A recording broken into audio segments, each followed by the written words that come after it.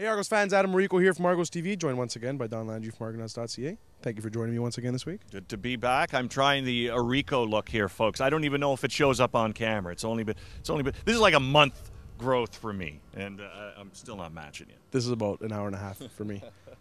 Let's get into football though.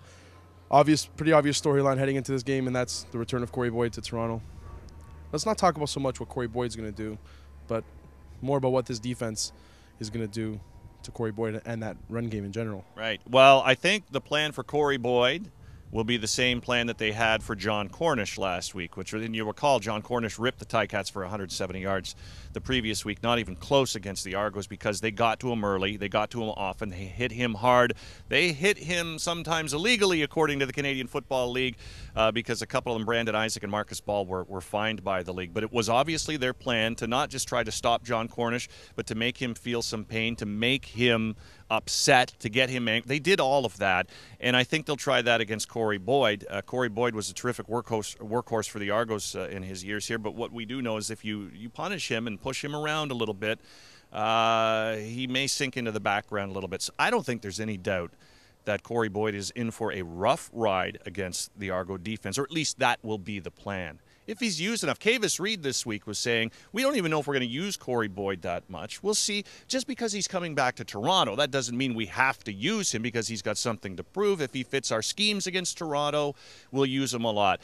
He is going to fit their schemes against Toronto. Edmonton's pass offense is not very good. Everybody knows that. They've got a good running game, and with a full week of practice under his belt, Cory Boyd's going to be used a lot. So you're going to see the Toronto Argonaut defense facing their old mate quite a bit, and they will try to punish him.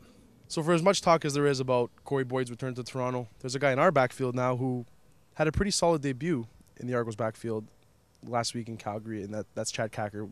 What did you like from Chad, and moving forward, what do you want to see more of? I liked it all from Chad Kackert. He came as advertised. What we've seen before, we knew that he was a bull in traffic. He did that. We knew he had some good breakaway speed and that he could catch the ball out of the backfield. And we had discussed that maybe one of the key elements in Chad Kackert being the running back as opposed to Cory Boyd was yards after catch on those passes to the flat. He had 5 catches for 41 yards. So an 8-yard average is exceptional. It's perfect. That's just exactly what they want from him. And 14 carries for 94 yards. When they need to go to the ground attack, they can do it with him. And as I said, he can muscle his way. We saw it a few times against Calgary. He just kept muscling his way. The way we loved to see Cory Boyd do it when he was in Argo Double Blue, Chad Kackert has that ability as well. And, you know, what we want to see from him going ahead in the second week of him being a starter is no missed assignments. We all know about the missed assignment down by the goal line. He knows about it. That's what he's going to want to correct in this game against the Edmonton Eskimos.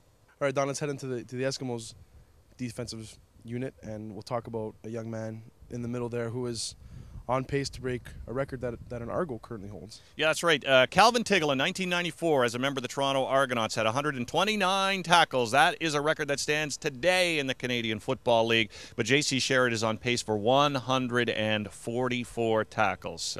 He had 10 last week. In the first game against the Argos, he had 11. He's all around the ball, this second-year player, and he's had just a tremendous season so far. All of those tackles to lead the league, and he also has a couple of interceptions. Try and scheme away from him if you possibly can, but that's a difficult thing to do because he's just all over the field. They are going to be aware that J.C. Sherritt is out there. Every other team has been so far this season, and that will be the same case on Monday. Let's talk about one that a Toronto Argonaut's on pace for, and it's just a guy that seems to be rewriting the record books every opportunity he gets in Chad Owens. Chad Owens is on pace to be only the second player in Canadian Football League history to have a season where he received passes for more than 1,000 yards, returned punts for more than 1,000 yards, and returned kicks for more than 1,000 yards. Can you name the first and only, Adam? I'll bet you can. I'll bet everybody can. I bet you he's on a stamp. I'll bet you he is as well. I'll bet it's Pinball Clemens, the only player to do that. Chad Owens is on pace to crack 3,000 yards for the 3rd consecutive time. Amazing feat. But the trifecta, if you will, of throwing in pass receiving, I think that'll be very big to him. And when you get compared to Pinball Clemens in any regard, it's sensational if he is able to pull this. Can you imagine that? If he pulls this off, only me and Pinball Clemens have ever done this particular feat. All right, Argos fans, all you need to know for Monday is that it's the return of Cory Boyd to Toronto in different colors. So make sure you're there to see it live. For Don Landry, I'm Adam Orrico. Monday at 7:30 at Rogers Centre. Be there.